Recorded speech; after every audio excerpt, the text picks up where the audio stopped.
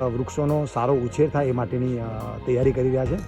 આજે સવારથી જ અમારા બે મિત્રો આવ્યા છે જે ઉધેની દવા ખાડામાં નાખી રહ્યા છે અને એના પછી ઓર્ગેનિક વૃક્ષોની વૃદ્ધિ માટે ખૂબ જરૂરી છે અને અગત્યનું છે એ ઓર્ગેનિક ખાતર આ ખાડાની અંદર નાખી રહ્યા છે.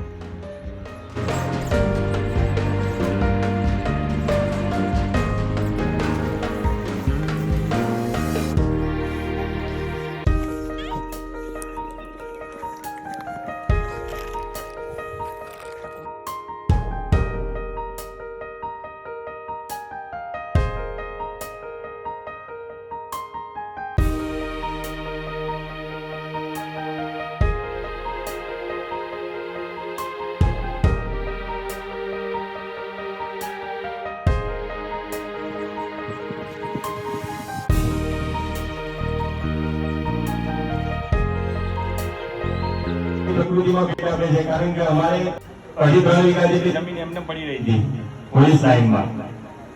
પણ અમને અમે કાર્યો જોયા એટલે અમને પણ એવું પ્રોત્સાહન મળ્યું અને તાત્કાલિક વૃક્ષો વાવવાનું નક્કી કર્યું. હવે એમને વાત કરી, તાત્કાલિક એમની આખી ટીમ આવી ગઈ અને એમને તમામ અમને સહકાર આપ્યો કઈ રીતે વૃક્ષોનું વાવેતર કરવું.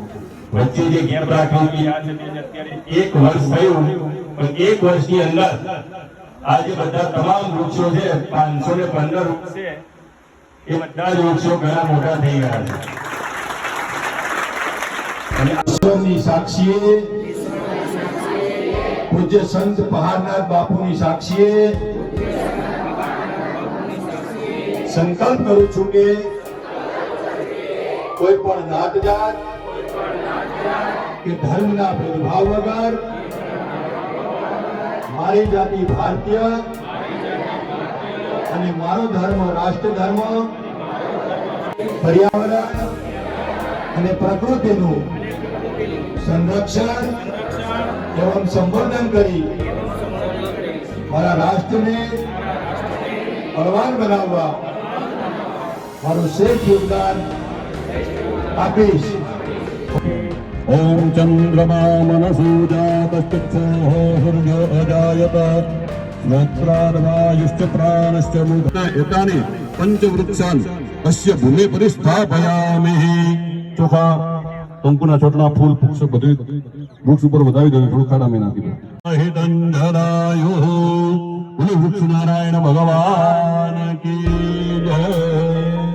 એ વૃક્ષ વાવ્યું છે ને એની બાજુમાં વૃક્ષના છોડની બાજુમાં આંગળીઓથી આખો દબાવો એટલે છોડ છે ને માટી દબાઈ જશે.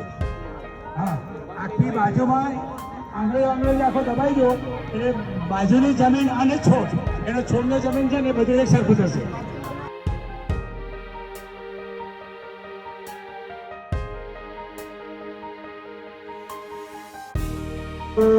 सर्वभूतेषु प्रकृतिरूपेण संस्थिता नमस्तस्यै नमस्तस्यै नमस्तस्यै नमो नमः. वृक्ष नारायण देव की जय.